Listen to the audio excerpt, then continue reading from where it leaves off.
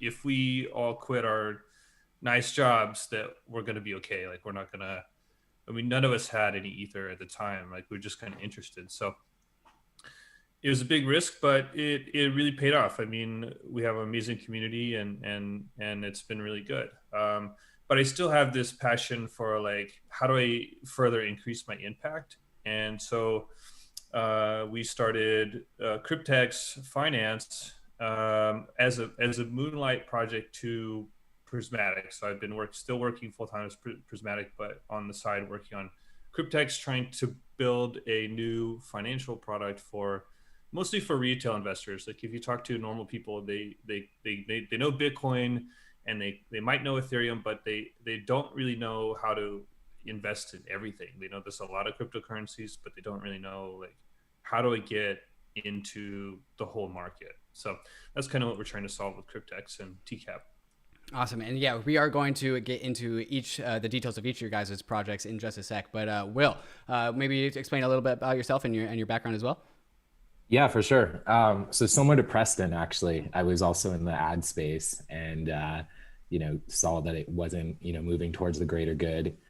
And then on the tail end of 2017, hopped into the space. I'd been following it for a while and built the Bounties network at the time, built that from the ground up. We did some of the contracts that Gitcoin uses as well. So we were pretty close to the Gitcoin team. And then sort of after that, I was, making a decision whether to, I kind of had two routes that I was going to go. I was very, very passionate about the beginning DeFi space. And at the time, I had a friendship with Fernando, who, is the CEO at Balancer, and actually almost joined Balancer as the CTO there. But ended up instead, at the time, Joe Lubin had, asked if, I could dive into some of the research on ETH2, help look into some of the areas. And so I ended up doing that. And, I was really excited about that, helping scale things, diving in a bit deeper, working closely with the ETH2 research team and, a lot of bright minds there. So I did that for a while. We did a lot of, research and development on, what do shards look like in the future? How do we generalize them? How do we bring WASM onto them? How do we make it so, ETH2 in the long term can serve many different types of blockchains and many different structures that can grow on that. And so we explored a lot there, which is really solid. And then also ended up working on some research on ETH1. And actually, put forward an EIP 2938 on account abstraction, which brought some of the research we had done on ETH2 into sort of the stateless world and some of the generalization we wanted to bring into ETH1. And we, put together a implementation in the Go Ethereum client and did a bunch of simulations on that and saw how that could, improve some of the execution currently on Ethereum. As well. And that was part of, all of that was a part of a team Quilt that I had started and had grown to just, work and further develop and research things in the space. And so Quilt is still moving forward strongly. And about 6 months ago, I had, been really excited about some of the developments in the DeFi space, kind of going back to some of my roots and, almost joining and building Balancer, a few years ago, kind of re-centered around that. And so that's what has brought me here with Element. And yeah. Very cool. Very cool. So like we alluded to at the beginning, the reason why we have both of you guys on here is that you guys are both building cool new DeFi apps with a unique perspective of coming from the Ethereum side of things. And so that's where we want to end up with the conversation is like, how has your guys' experience building Ethereum translated into skills building DeFi apps? And then also, why have specifically you guys chosen to build on the app layer now instead of a year ago or perhaps a year from now? Like why now? and then also perhaps some conversations about what's surprised you about the trajectory of Ethereum, both at the protocol layer and at the app layer. But first, we want to start with the actual details of your guys' projects. And so Will's project, Element, got announced first. So we're going to start with Element. And so, Will, can you kind of give us the bird's eye view, bird's eye pitch of Element, and then we can go in from there? Yeah, definitely. So the Element protocol, basically, for the casual user, average user, they can come to the protocol and they can purchase Bitcoin, ETH, DAI, or USDC, and they get it at a discount. And essentially that can be translated into securing a fixed rate of income on that purchase. So if you're looking at 10% fixed rate APR on ETH, and you're looking at over a year period, then you can secure 11 ETH that can be redeemed a year from now. And so we make that process really simple. We make it really, really easy. And we let those users, in reality, avoid a lot of the issues around variable APR, gas issues, having to manage their funds, which is really cool. As far as like how it works behind the scenes, we essentially take positions that current DeFi users are already staking in, specifically in Yearn, and we split that into 2 new tokens. So we're able to represent the yield that's gained in one token and then the principal. And essentially for users who are already staking, they're given further avenues of revenue. So they can go ahead and take those 2 tokens. They can provide liquidity on an AMM and they can actually get higher APY off that. But also what it allows them to do is it allows them essentially to sell their principal and give them a bit more capital efficiency. They can sell their principal and they can gain more liquidity to get exposure to more and more interest. And essentially when they're selling their principal as a fixed rate of income. And so that's for the casual user. Basically it's subsidized by these more active users who are actively using their funds and selling their principal as fixed rate income. So it's sort of like the circle of the 2 sides of the market and how they benefit each other. So Will, can we talk about like fixed rate income just in general? Like, so in the old world, how does fixed rate income work? Are these like, I go to my bank account and I know the interest rates are crappy. I know you're gonna tell me that, but like I go to my bank account, I have some money and I go and I buy CDs, right? Are like CDs in a bank account, are these fixed rate income? Maybe you could talk about what this is in the old world and how this translates into crypto. Yeah, typically when you look at a CD or you look at a savings account that you're evaluating, you're given a rate that is fixed. And so it's, for example, on a savings account right now, I think the best that you can find is maybe 0.5% APY, which is nothing in comparison to what we're seeing in the DeFi space right now. So people in DeFi on variable APY positions are seeing anywhere from 10 to 50%. It can even be higher in some cases. And so essentially, for the users in the traditional finance space who sort of are accustomed to at least being told like this is what we can guarantee and this is what you'll get, the Element protocol offers the same thing, but those rates are going to be significantly higher than what you see in traditional finance. And the other thing that you could sort of compare, deeply when you look at the traditional finance space is also this is somewhat akin to a whole space of zero coupon bonds. This is where you essentially get an asset at a discount, but you basically commit to it being locked until a final date. And because that asset is locked, that's essentially what introduces that discount. You have an opportunity lost. Instead of using those funds, depositing and getting APY, the fact that it's locked means you can't do that. And for the opportunity cost, that's why it's sold essentially, at a discount. So this is like a CD for crypto assets, basically, and specifically like the crypto monetary assets, which we'd call like Bitcoin, ETH, and USDC. So if I'm bullish on ETH and I want it to generate yield, I can park it into into your system, basically into Element, and then I have to hold it there for a period of time, right? And then at the end of that period of time, I receive my yield. Is this kind of how it works, or am I paid the yield continuously Yeah. as time goes by? Yeah, so the way it works is essentially, technically, yes. So you sort of go in, you bring your ETH, you trade your ETH for the locked ETH essentially.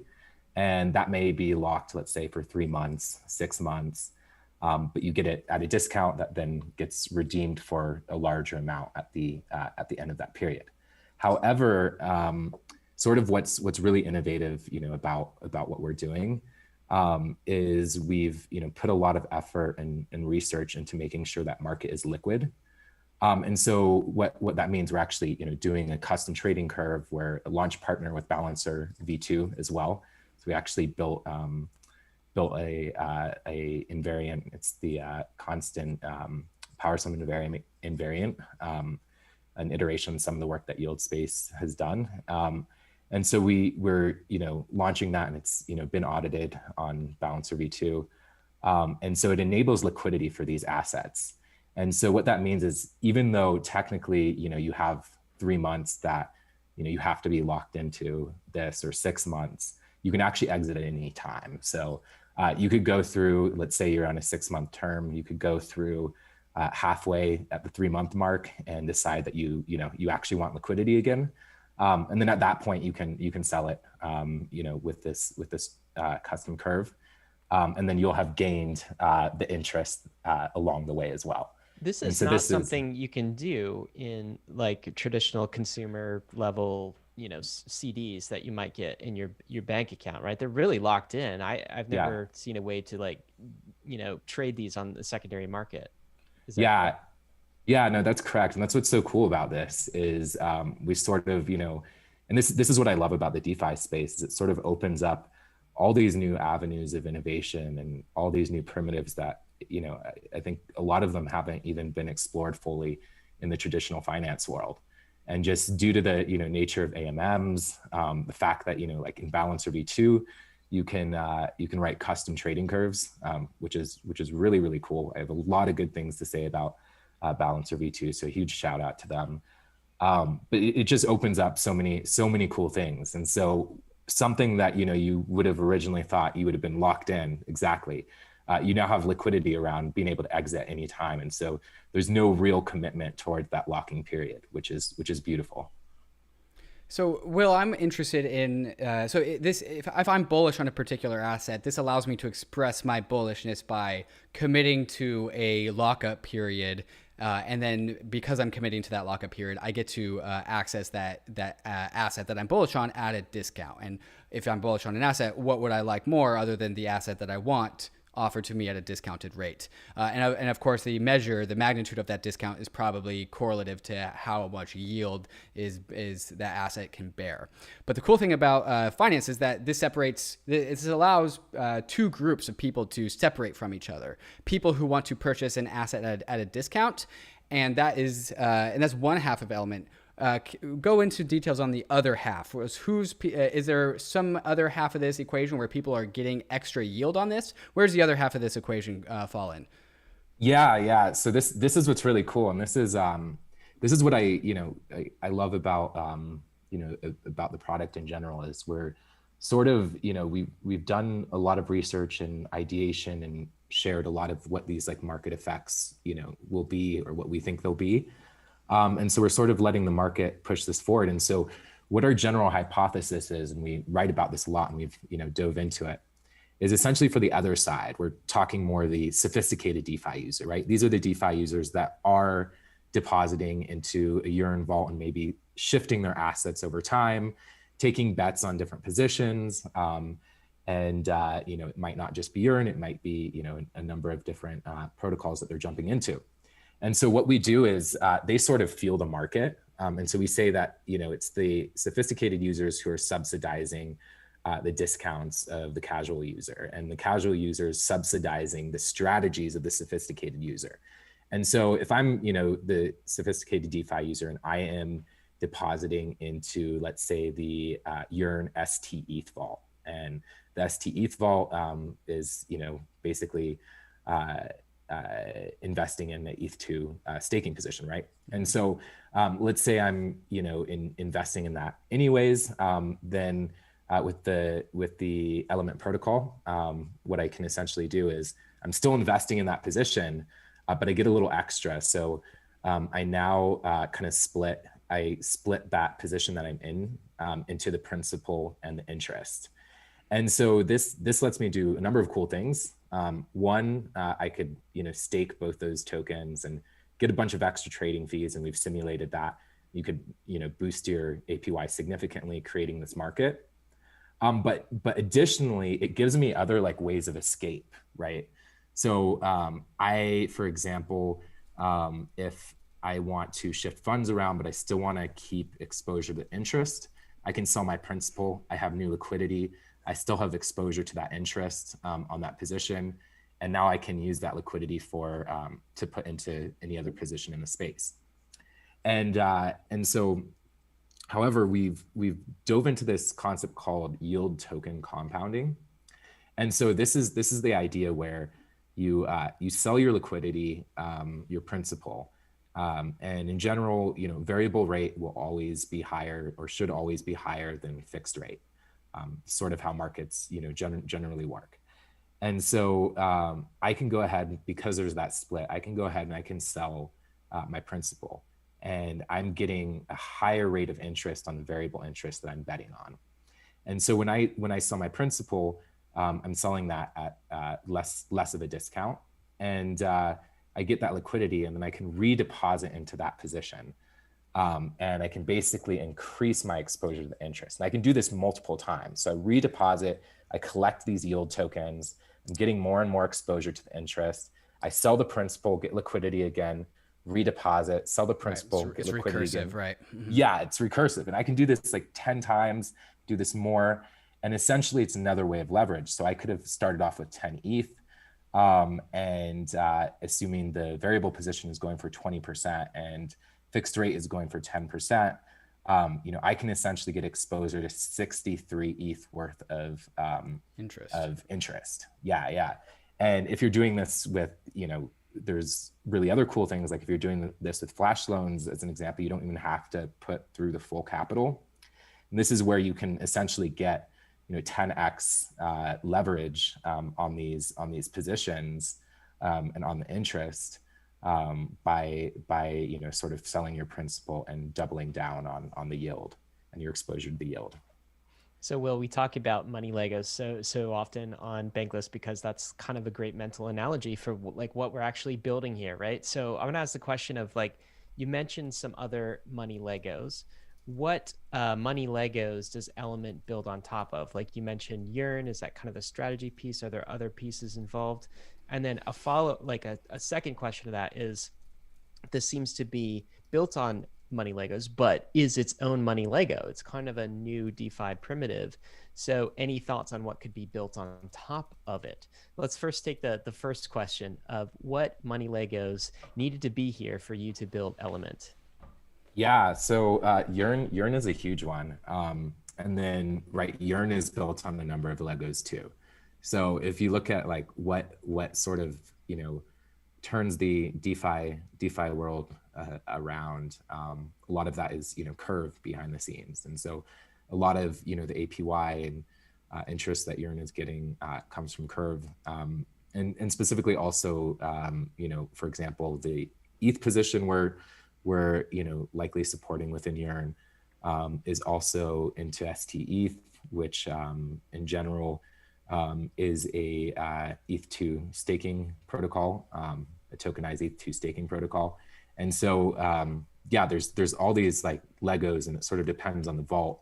Certain vaults have different dependencies, and so we'll kind of finalize which vaults we're going to support out the gate right before our launch. But yeah, those would be some of the core pieces. So guys, the yield is coming from places like ETH2 staking. That is a source of yield. Another source of yield is Curve, and that's an exchange platform for stablecoins that also has a token, which is kind of like an an equity token, if you will, capital asset that rewards users. And then YFI, we've had YFI on the podcast previously. Andre. That acts as kind of like a strategy layer where all these automated like money robots optimized for the best strategy. And that's what you're using under the covers here. Now that you have this new money Lego element, essentially, what cool things do you think can be built on top of it? Yeah, there's a lot actually that we're super excited about, and we're actually really excited for ideation from the community. We're gonna be a community first protocol, and we want the community really run it. But in general, so there are a few things. I'll mention some of the ones that I'm really excited about. So just first of all, introducing fixed rate to the market that has liquidity around it is a beautiful thing in and of itself. And so there's a lot of directions that can be taken into. One thing that I'm particularly excited about is this concept called yield ladders. And so essentially what this is you can get a AMM that essentially gives you exposure on a basically continuous rolling basis to categories of yield, essentially. And so, for example, you could have these yield tokens, and you could have categories that are like ETH2 or validator positions, right? They might be like ETH2 or layer 2 tokenized validator positions.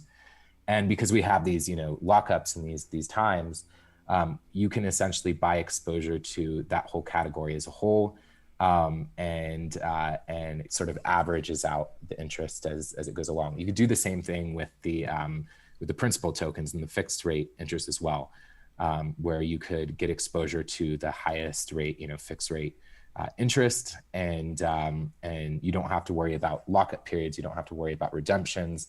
You sort of have this pool that is sort of always buying new fixed rate tokens and then selling the ones as they come to maturity, and sort of automates that process. So you basically get this consistent exposure, and you don't have to worry about too much. And so there's that. A number of the other things that I'm particularly interested in is using these principal tokens as collateral for lending is really fascinating as well. And so this sort of like, if you think about it, you can take out loans for ETH, by staking locked ETH, essentially.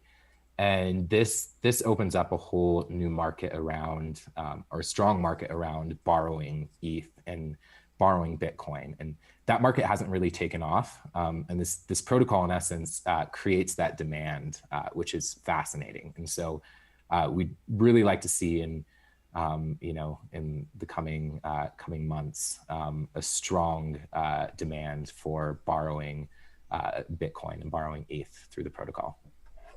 Well, guys, if you want to get more into Element, there is a massive, an awesome documentation at element.fi. One thing I've learned about Will is that his documentation skills are excellent. And so if you want to learn more, you can check out that. But let's go ahead and turn to Preston and Cryptex. Cryptex is a new synthetic asset protocol, specifically going after total crypto market cap. Preston, you want to explain Cryptex to us? Yeah, absolutely. So Cryptex it's an open organization. So it's we've kind of built this for the community, to be run by the community. But the first token that's been created is a synthetic asset that's backed by different types of collateral, where it has over collateralized the value to create TCAP. So you can be ensured that Cryptex or the Cryptex org is not, they're not just printing money. They're actually backing it by something. It kind of borrows from the CDP idea from MakerDAO, so the collateralized debt position. And with this, we're able to use an Oracle price feed where TCAP can always be redeemed for the true price, which we just saw above, $210. And this value is really the total market cap of all cryptocurrencies traded on major exchanges. And that's currently trillion, which is crazy. I mean, when we started thinking about this idea, it was about $30 for TCAP. And, I wish we could have launched it 2 years ago and given this product out then, and it could have been, something where you're getting huge gains on. But the potential here is huge because it doesn't stop just at TCAP. With the same kind of model, we can really apply to any kind of oracleized data using the same CDP model that we have. What's the collateral in this case, Preston? Yeah, at the moment we have ETH backed collateral, so it's very similar to MakerDAO where you have a vault, deposit the collateral, and then you can draw out a certain amount of TCAP. So we have ETH as one, and then DAI as the other one. And then of course it's pretty flexible, so any ERC20 could be a vault if it's accepted by the protocol. So the potential for other types of tokens or backing vaults is open once the the DAO is fully operational. So here's a quick lesson for new Bankless listeners: is that DAI is actually just a synthetic asset, and it's priced by an oracle. And so what Cryptex seems to be is exactly what Preston said, a pretty similar system as MakerDAO. And so, but instead of collateralizing all the collateral that MakerDAO lets you collateralize, you put in Ether or DAI, and then you mint this new token, and this new token is priced by a price feed from Chainlink. And this price feed comes in at the total crypto market cap. And so this is something that the market has always wanted, because no one's really been able to produce something that tracks the total value of the entire crypto industry, at least all of our crypto assets, except that's what this is going after. And so, Preston, where does Chainlink get the price feed for TCAP? Where does all of that information come from? Yeah, so there are 5 data sources they get it from. I'm going to try to name as many of them as I can. But it's things like coin market cap. I'm not going to be able to name CoinGecko, I know, is one. Yep, CoinGecko, things like that. I mean, it's if it's a currency tracked on one of these major sites or major exchanges even, then it's eligible for consideration in the total market capitalization. So there's a little bit of vetting there. At least that's the intention, is that I can't go create my own stable coin and give it an insane market, a $5 trillion market cap. It's not going to influence TCAP because it has to have some credibility to it. So with the data sources that are coming through Chainlink, there is the vetting process for those. So this kind of goes back to a recipe that we talk about so often, David, which is like on Bankless, which is like you take a money Lego store of value, which in this case is ETH and DAI, and then plus an oracle, a price feed oracle, and you can create basically any synthetic that you want. So we have store of value, money Legos, oracle, money Lego, and then on the other side of that, you get any synthetic. And in this case, you're creating a synthetic, an index for the total market cap of crypto. And if I'm just a casual user, then Preston, right? I don't have to know the mechanics necessarily of how this works, although I might want to understand them to understand what the dependencies are and what I'm really trusting in the system. But I can just buy TCAP as an ERC20, and then I have exposure to the entire crypto index. And I don't have to make a bet on whether, Bitcoin or ETH is going higher in a certain day, or whether, Binance is having its pump, its temporary pump or not. I don't have to make any of those bets. I just get the entire market, right? Yeah, that's right. I mean, you'll get exposure to things that are very volatile. So for example, Ripple's been having issues with SEC lawsuits. So they were sued, the price dropped significantly, then the lawsuit's making progress, so the price goes back up. I would probably never invest in Ripple, but to have some exposure to good news is excellent. And I think that this is something that a lot of retail investors who don't even want to take the time to understand how those types of protocols work, they just see that this type of innovations that are out in cryptocurrency world have value and could be going up in value as it gains more mainstream adoption. Of course, they could pick the big contenders like Bitcoin and ETH, and you probably should do that. I mean, not financial advice, but for all the other things, TCAP can solve that problem of what should I invest in? Maybe I should invest in everything. You buy TCAP. So, Preston, what are the parameters for producing TCAP? I know at Genesis, when MakerDAO first launched, you needed to lock up 150% of Ether, and then you could mint up to a certain amount of DAI. Could you go into the details of the parameters around the system? Yeah, sure. So the minimum collateralization is 200%, so we need double the collateral. That the user interface will recommend to you that you should do 250% just as like a safe maximum. And this value can be lowered at a later date. It does seem a little bit high, but in order to get the product out there and to stabilize it and to move quickly and to keep it safe, we aim for a higher than 150% model, and then we can of course revisit it if we do some analysis and say, well, 200% is too high. We could do it with 100%, especially since some of the vaults really move in tandem with the price of TCAP. So ETH, for example, doesn't move much compared to TCAP, but DAI might move a lot more compared to TCAP because it's pegged to the dollar and not really moving a whole lot. So maybe at a later date, some vaults have a higher collateralization ratio than others, but we started at 200% just to be safe.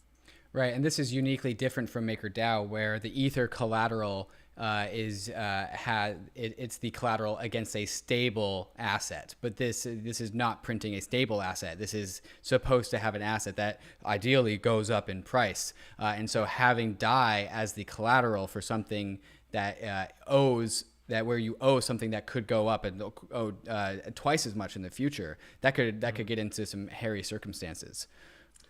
Yep. Yeah. So you can think of it as kind of the opposite of the MakerDAO model, where if I put in ETH and draw out DAI, I'm kind of probably going to buy more ETH, so I'm long on that. Well, you're short DAI, long the collateral. Yes. So in this model, it could be the opposite. If you're short on the whole market, I mean, we're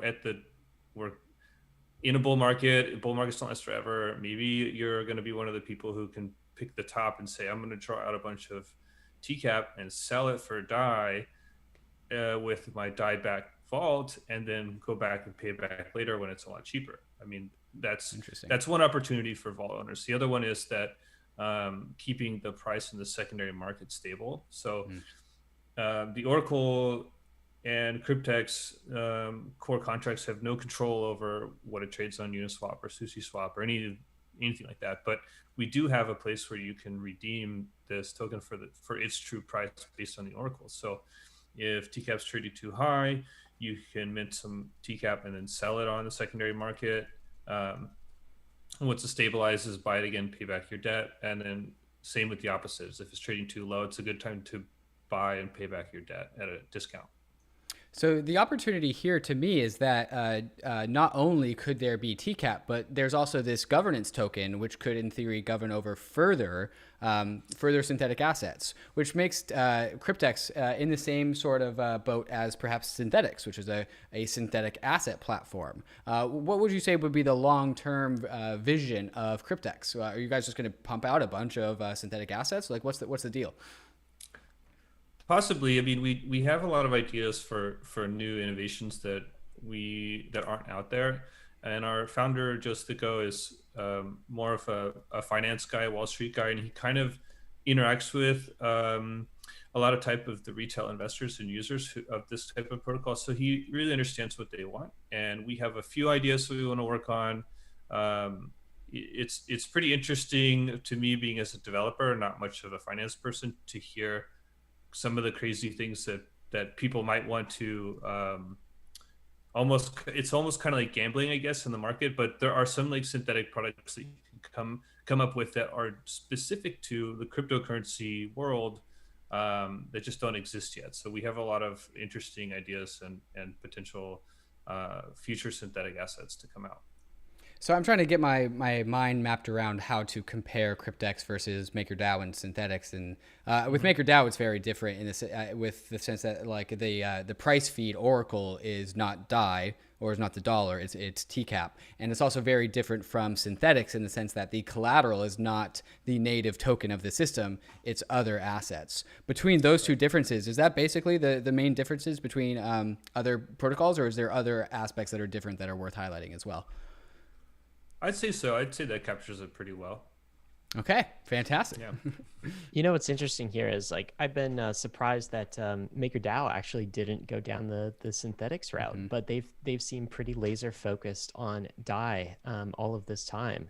So it's cool territory that you guys are covering. And we say this so often, David, that any experiment that can be tried on DeFi and on Ethereum will be tried.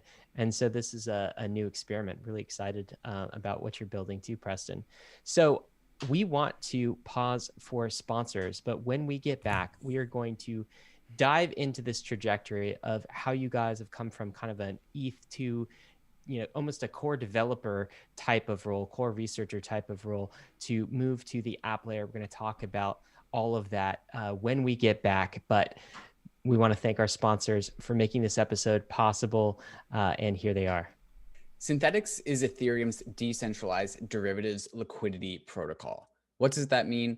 Synthetics is a platform for creating and trading synthetic assets, which are assets that are priced via an oracle rather than bids or asks. Traders can use the Quenta exchange, which hosts and trades all of the synthetic assets created by Synthetics. Traders on Quenta can trade synthetic tokens like SBTC, SOil, or SDeFi. Because Quenta is powered by Synthetics, traders experience zero slippage on their trades. No, I didn't mean low slippage. I meant no slippage, because that is the power of the Synthetics platform. No slippage on your trades. You can also easily short assets with iSynths, which are synthetic assets that move inversely to their target asset. Synthetics isn't just for traders. Developers can build on Synthetics to access the infinite liquidity offered by synthetic assets, or investors can stake collateral to the protocol and earn fees that the protocol collects. If you're a trader and you're looking for a trading platform not found in the legacy world, check out Quenta.io. If you're a developer or you just want to earn yield on your collateral, go to www.synthetics.io, where you can stake your SNX or ETH and earn fees from Synthetics. Gemini is the world's most trusted cryptocurrency exchange. I've been a customer of Gemini since I first got into crypto in 2017, and it's been my main exchange of choice to make my crypto buys and sells. Gemini is available in all 50 states and in over 50 countries worldwide, and on Gemini there are markets for over 30 various different crypto assets, including many of the hot DeFi tokens, and it's one of the few exchanges that has liquid DAI markets. Gemini just launched their Earn program, where you can earn up to 7.4% interest on 26 various crypto assets. If you're tired of paying fees in DeFi, or you don't want to worry about DeFi exploits, but you still want to earn interest on your crypto assets, Gemini Earn is the product for you. Another product I'm stoked to get my hands on is the Gemini Crypto Back Credit Card, which gives you 3% cash back on all of your purchases, but paid to you in your preferred crypto asset. When I get my Gemini credit card, I'm going to make sure that I get my cash back in ETH. So whenever I buy something, I get a little bit of ETH bonus back to me at the same time. You can open up a free account in under 3 minutes at gemini.com/gobankless. And if you trade more than $100 within the first 30 days after sign up, you'll be gifted a free $15 Bitcoin bonus. Check them out at gemini.com/gobankless. All right, Bankless Nation, we are back with Will and Preston in the second half of this show, where we are going to go into topics around what it's like to both be working on Ethereum and also in the Ethereum app layer. And so, Preston, I want to start with you. You're in the code for ETH2. Like, not only are you working on Cryptex, but you are also still highly engaged with Prismatic. And you've been with Prismatic for multiple years now. What's it like to build on both sides of the spectrum? And how has the skills that you've developed with building in Ethereum translated into building in DeFi? And perhaps what are the other benefits as well? Do you have more connections, more people, more knowledge? What's it like to be on both sides of the protocol and the app layer? Yeah, so with Prismatic Labs, I mean, we're trying to make Ethereum a thing for everyone, right? So make it scale, make it easy to use, make it fast, make it cheap.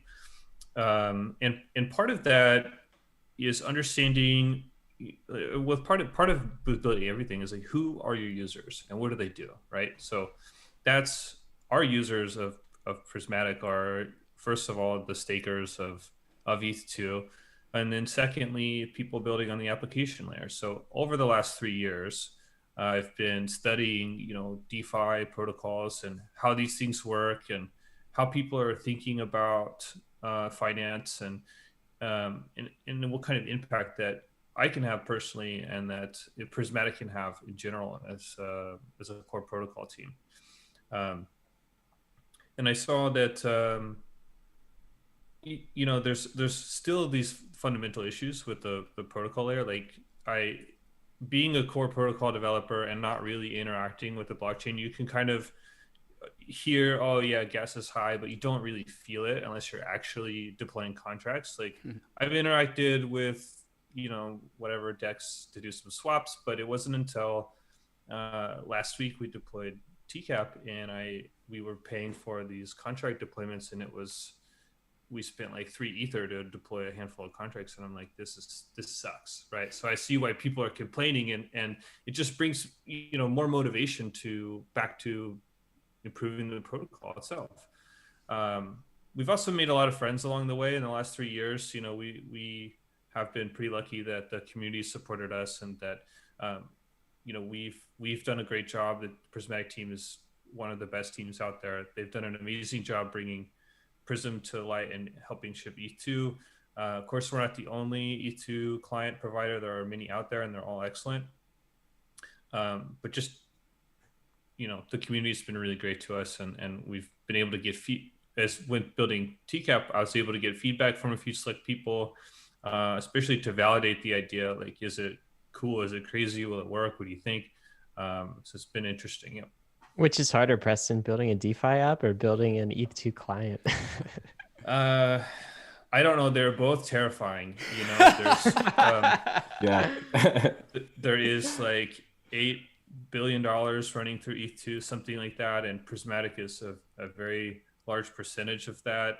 So that's terrifying to see people committing their money and vaults to mint TCAP is also terrifying, just because this is something that we built, and if it doesn't work how it's supposed to work, it's just not going to be great. And that's just something that I never want to happen. Like, everything's got to be excellent. So I think the years with Prismatic have really prepared me for this, is that we have to think about every single type of scenario that could possibly be out there, even ones that are ridiculous, that don't really profit the person initiating these types of attacks, but that they would do anyway, just for the lulz, or just to wreck it, so just to cause chaos. So I think that adversarial thinking and more security minded focus has become it's really valuable to a DeFi developer, and especially at a protocol layer. You have to do it right at a protocol layer. Will, what about you? Your experience doing R&D on the sharding side of things and working at Consensus, how would you say that that's impacted the development of Element?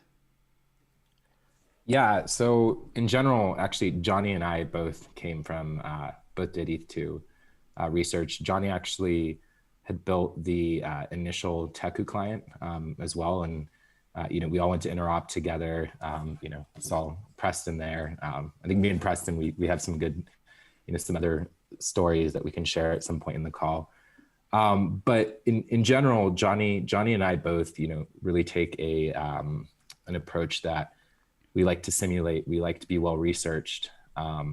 It's really important to us that we dive into mechanism design, and understand these are the vulnerabilities. These are sort of the parameters that tweak the system to move, in this direction, which can cause some misbalance.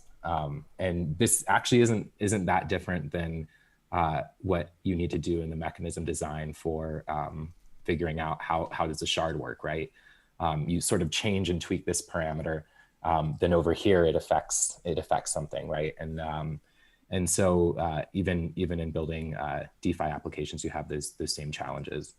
Some of the other really cool things is we're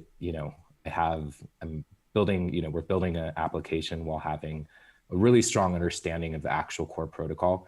And that means, when we start thinking about things such as, scaling, moving to layer 2, other mechanism designs, we have a much deeper context and understanding of that. And so that's super helpful as well. And so I would say those would be a few things. And then also just like all the people we've, run into, like Preston was saying as well along the way. So, in general, it's been good to both work with with a lot of people at the protocol layer who have been very, very thoughtful in what they're doing. And we in general have a pretty strong confidence in the future of ETH and where ETH2 is going at this point, having been involved in that and knowing the teams that are working on that. And so I think that that sort of gives us a really positive trajectory. And in general, we as we build Element protocol and we put grants out for the community and different things like that. One of the things that we want to support is core protocol development, and we want to make a specific effort to do that. And we're hoping that other protocols do that as well. And that's in general really important to us in the process too, because that's sort of what like gives makes everything run and everything work. So I wanted to get into the question of why now, and not only are both of you guys working on ETH2, or Will in your case was previously researching on ETH2, but with Element you guys have Danny Ryan as an advisor, and with Cryptex you guys have many other Ethereum builders on the team. So it's not just you guys. There's other Ethereum builders involved with both of your guys' projects. And why it was interesting to both me and Ryan, and why we're having you guys on the show, is that these projects came out roughly around the same time, give or take a couple days of the announcement. Why now? Why not DeFi summer, or why not a year from now? What about the app layer is telling you guys that the Ethereum app layer is ready for you guys to start moving in and start building there? And Will, let's start with you. Yeah, for sure. So, I've been like really excited about DeFi and what was burgeoning and developing there for a while. And so in general, some of the research we were working on, some of the prototypes that we had done was coming to a wrap about 6 months ago. And that's when I started building Element and getting the team together. And about 6 months ago, I was sort of looking at the space and seeing this sort of explosion of innovation that was happening. And the Lego pieces really beginning to stack in a way that we hadn't seen previously. And, from my perspective, that's sort of the time to build, right? You want to put more foundational elements, more key pieces that can be built upon, because this is sort of the foundation building period. And so that's what I saw. Talked to Johnny about it, and he also was like really excited about this and what was happening. And so we figured this is the right time to jump in and build this. And Preston, same question to you. Yeah, for me, when I was working at Google, I put in my 40 hours to, keep the lights on, right? And then I would work another 20 to 30, sometimes even more, on Prismatic. And then when I left Google, I was just spending all that time on Prismatic, doing, insane hours a week. Like even at socializing events, you might find us on our laptop. Will seen us there, right? At ETH New York, we were on our laptop, right? Oh, so yeah. So is this the story? No, this is like one of a few, but like Preston, Raul, and Terrence. One of my like favorite memories is at all the events, whether it was ETH New York or some type of barbecue or whatever, you could find these three constantly on their computer. Who are the Prismatic team, by the way, for listeners who aren't familiar with those names? Yeah, they're always constantly on their computer, and everyone else is like talking and socializing. You go up to Terrence or Preston, and you're like, "Hey, how are you doing?" And they give you the time of day. They're super nice, super friendly, and then you walk away and they're back there like hacking at the computer. It doesn't matter what the event was. And I think during that time, that was sort of when some of the infrastructure was still building, and they'd have little like bugs and things to tweak at that time. But yeah, these guys were 100, 200% always heads down, which I think was really fun to watch. Yeah, we were busy. We were busy for the first couple of years up until it launched. We were working crazy hours and just as much as we can, like skirting on the edge of burnout. Thankfully, we were all like a good team together, and we could communicate. Say, hey, I'm not like I need some time. Like, we could share that with each other and kind of build each other up in that way. But then when E2 launched, we kind of had a little bit of breathing room, right? We said, wow, it's out there. We just try to like get these micro improvements, get things making it really nicer, faster. But the crazy sprint was over, at least for phase 0. And in all that time, I had been thinking about building on the application layer, specifically with this TCAP model, but had zero time to do it. It wasn't until after phase 0 had launched that I actually had a little bit more time to commit. I could still do most of my time with Prismatic and then spend a little bit of time on TCAP. And now with the spec of E2 is getting ramped up again in the last couple of months, and we're starting to build into the next pieces of E2. So things are getting a little bit busy again for me and for my team. It was a good time to just like take a break, work on something you don't work on your normal role, learn something new. I learned a lot of stuff building on the application layer, which I think that will help me build and the protocol layer, because I really understand some of the pain points of what users are facing. I think that's key, actually. Like that's really, I don't know. I think that makes everyone really comfortable knowing that, you can take the learnings from working on the application layer and, make sure that the research and movement on ETH2 goes forward well. Well, this is just part of the thing. It's like, I love the fact that you guys worked on, ETH2 kind of core development, client development, and now you're in the app layer, because you're like, eating your own dog food. You get to experience what sort of the users and the builders experience around this. And so I love it. And, I'm hugely optimistic about it. However, at the back of my mind, I'm also a little bit worried because Ethereum has classically had sort of almost a public goods problem, in that protocol development is funded by, the EF, Vitalik YOLOs. Vitalik YOLOs.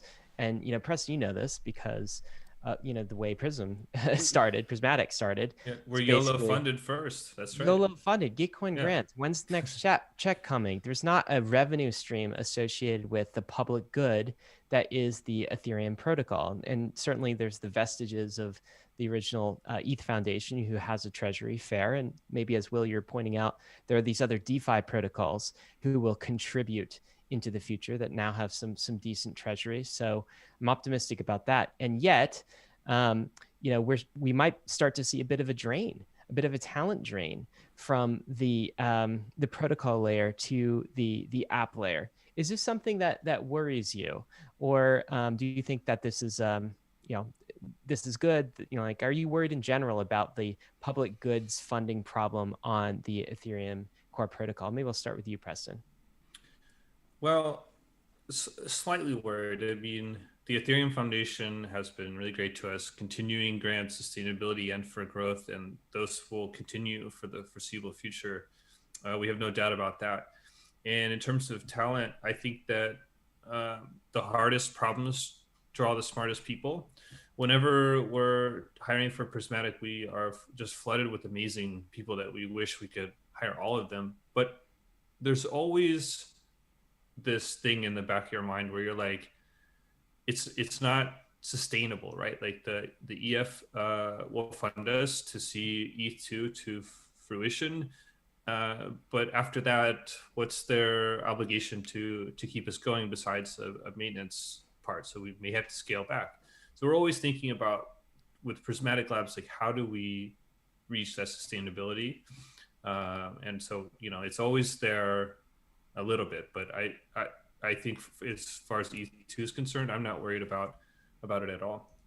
What about this? So like you said the hardest challenge is attract the best talent, right? Yep. There's also a financial consideration in this. Like if you want to get really wealthy in this market and you're a smart contract developer, right?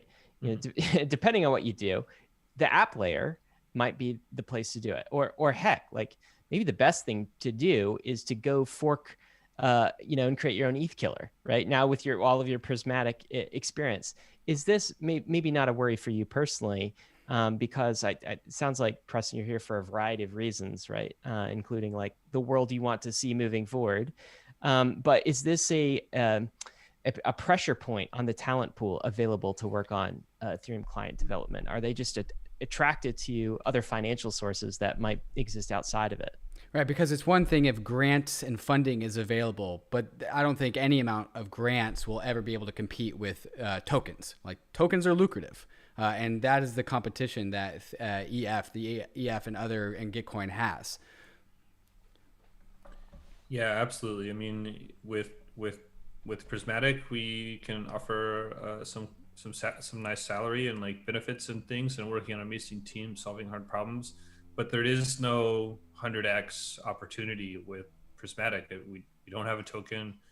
We're not a core protocol, so we can't, you know, issue. There's no like pre-mine or anything like that, or like anything like that. So if you're looking for something like that, I mean, so it draws different people. Like, yeah, everyone wants to be compensated for what they do, and of course we do that. But there's also like, you want to maximize your time investment, because time is finite, right? So you really want to like earn the maximum you can, and that may not be working on the core protocol. But I can tell you this, that you will not find a bigger impact opportunity than working on the core protocol of Ethereum. So that is more valuable than 100x to me, or at least in terms of monetary value. Will, what do you think about these questions? Yeah, I agree with Preston. Like the core value of you know, contributing to the core protocol layer is you know, it's really rewarding. You're building the foundation for everything else. It's important work. It tends to attract extremely smart people. I'm somewhat optimistic about some of the future funding. I tend to think that in general, you know, and Element kind of wants to lead in some of this as well, is a lot of the protocols that are doing well and are having an impact, you know, should really get back and put attention towards furthering development on the protocol layer. And so I think, you know, you'll see a lot of the DeFi products that are coming out supporting protocol development in general. I think, you know, from Element's perspective, we have a pretty diverse team. So of experience. So, you know, we have a good amount of researchers. And so from our perspective, you know, this sort of this first launch that we're doing, you know, we see this as introducing a number of primitives that's going to sort of level up and move the DeFi space forward. But then, you know, we think about like, what's our next challenge, right? And from our perspective, you know, we always want to be tackling the most interesting and I would say fascinating problems. And if that means, you know, we put some of our effort because some of the L2 works needs to be taken, you know, to the next degree, or some protocol work needs to be taken or needs some extra involvement, then, you know, that's like what we'll do. And so I sort of want to see this happen. I want to see this kind of like merging between the two worlds. In the past, we've, you know, sort of seen this like separation. And so I think, you know, in the future, I think we're going to see more of these two worlds merging and working together a lot closely. And so I tend to be like pretty positive about that. And I'm hoping that's the direction things are going to go in. I know, you know, that's what Element wants and what we, you know, what we'll sort of push for as well.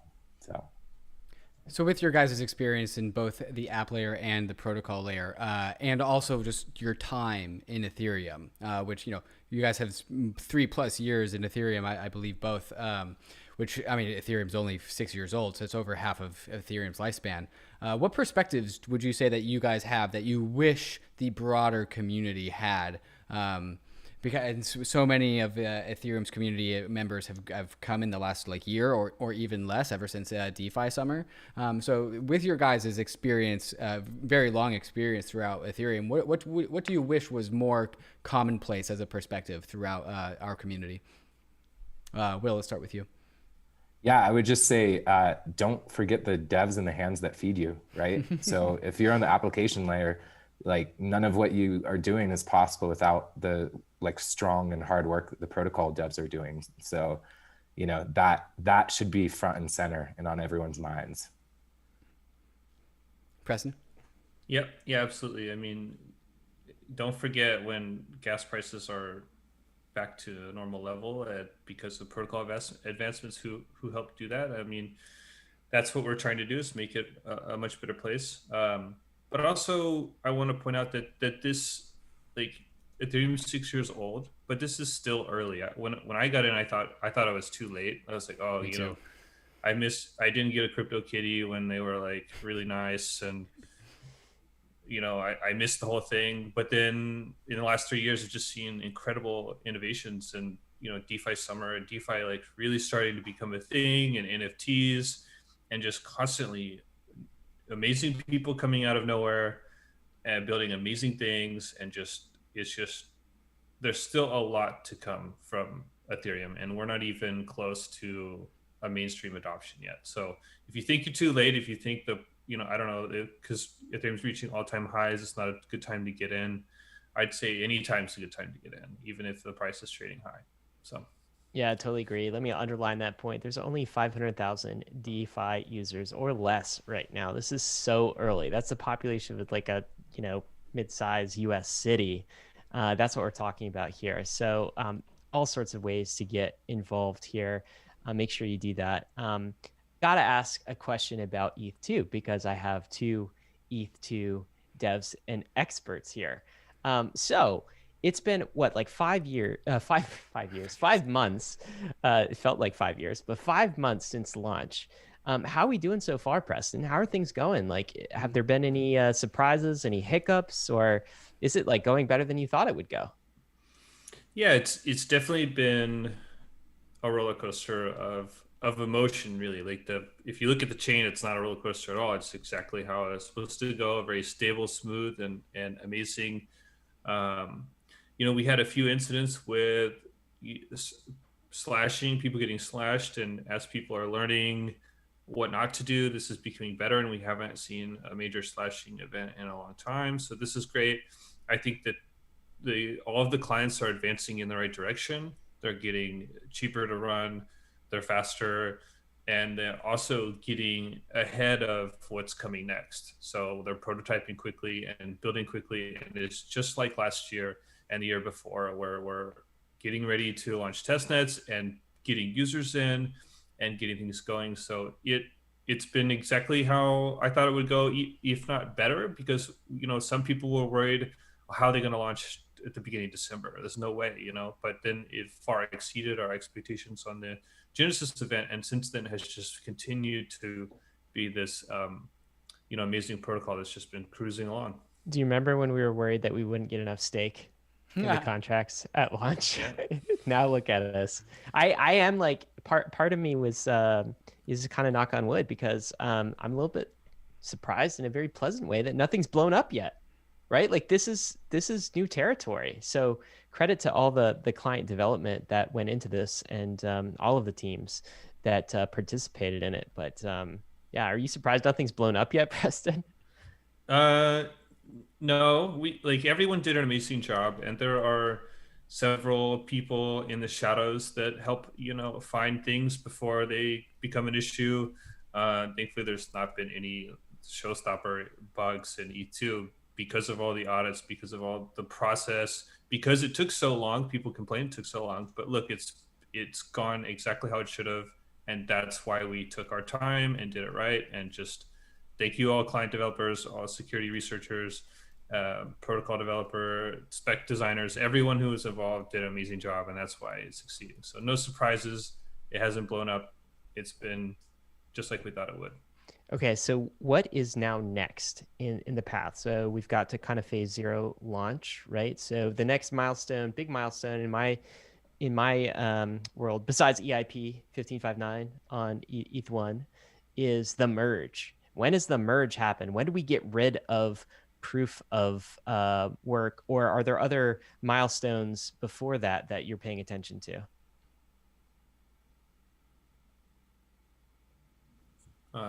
Will, that sounds more like your wheelhouse. Yeah, with sorry. Yeah, stuff. I'll respond. Yeah. So I don't know the exact timeline because I was a lot more involved with this portion 6 months ago. But I do know that we've seen already the merge in a prototype of, for example, in some of the clients. Lighthouse did this recently, which is really cool. And so in general, what's exciting about the merge is once you have this in place, you now have this data layer on ETH2 where applications, specifically L2 applications as well, can also upload some of the state roots or things that they're working on, and then you essentially can have ETH2 secure the ETH1 network, and then ETH1 point to the blocks in the ETH2 network. And so seeing that come to fruition is pretty cool. And TXRX Johnny did a lot of that group, and Johnny, my co-founder, did a lot of work on the initial merge, and specifically with Mikhail, and so in general, very, very excited, and seems to be moving in a good direction. So I want to get your guys' opinions on Justin Drake's proposal for a minimum viable merge, where we could move that merge up basically as soon as possible to what is secure, to really prioritize the removal of proof of work. With your guys' understanding as to the current state of the Ethereum protocol, how does that proposal land with you? Preston, we'll start with you.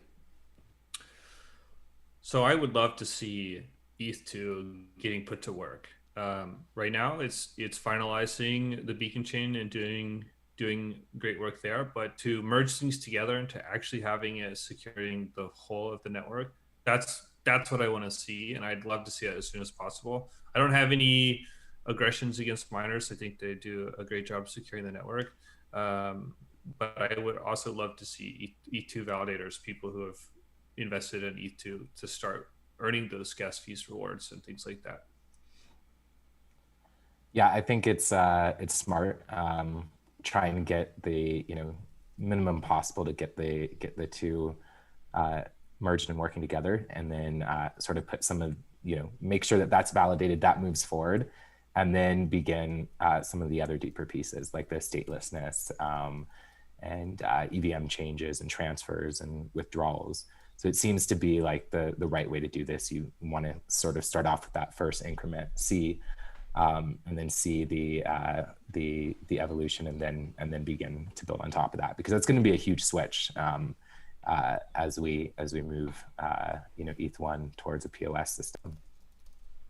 Well, guys, thank you so much for walking us through your individual projects at the app layer now, not just at the ETH2 protocol layer. You're certainly doing some great work. Thanks so much for the ETH price. It's going up, and I think that's because we are shipping ETH2 and stuff is happening. Question for you guys: if people want to learn more about your projects, where should they go? First, you, Will, on Element. Yeah, so I would say if you look at, if you go to our website, element.fi, over there, we link to our Medium. So we're going to be posting a bunch on there. But the most, I'd say the most informative thing would be our construction paper that we just released, which goes in a lot of depth all of on the all detail. all the details. Yeah. So I would say that's a good place to start, and then just follow us on Twitter, join our Discord, everything like that as well. Real quick before I pass it off to Preston, I want to give a huge call out to the Element team. They're all awesome. They all, we have a good group that comes from Maker, 0x, ETH2 development, and then even like the traditional space. And then I also, Johnny made a 1 ETH bet if, I could figure out how to braid Preston's hair. Fortunately, we're not in person, because if we were, I think me and Preston would have taken that bet, and then we would have laughed because Johnny would be out, a couple grand. Oh yeah. Yep. Yeah. But instead, alternatively, I decided to write a haiku for Johnny. So I'm gonna read the haiku real quick. Oh, let's do it. Let's do some haikus. And then tell us where we can buy the haiku as an NFT, Will. Yes.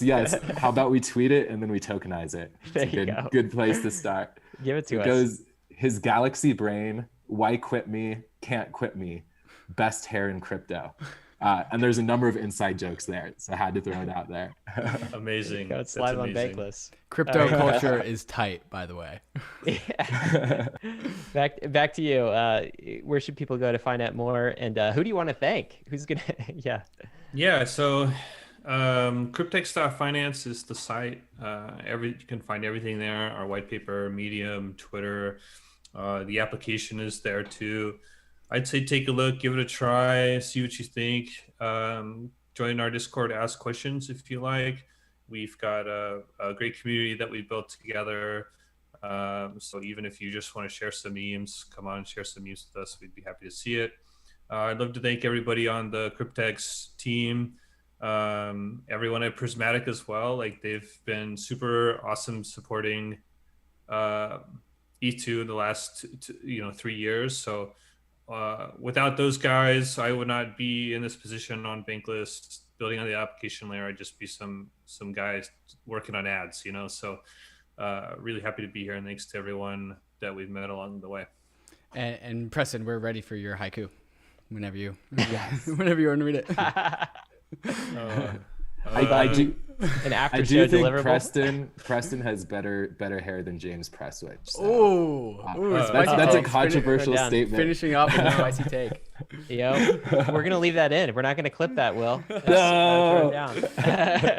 That's gonna follow me forever. Yeah.